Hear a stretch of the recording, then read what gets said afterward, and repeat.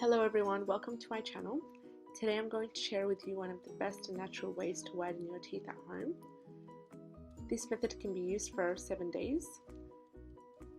This recipe can also help you get rid of the gingivitis infection and help freshen up your breath.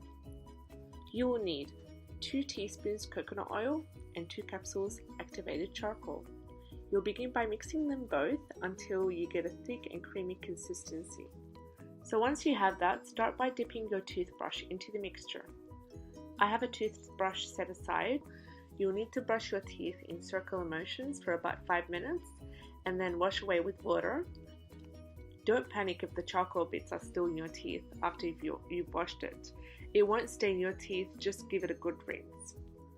Continue using this recipe for about 7 days, once a day for 5 minutes each time, until you notice whiter and shinier teeth. Coconut oil helps fight bacteria and infection in the teeth and gums. And activated charcoal works as a magnet to absorb the toxins and the stains on the teeth surface.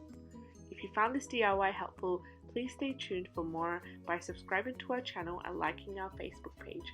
Thank you for watching.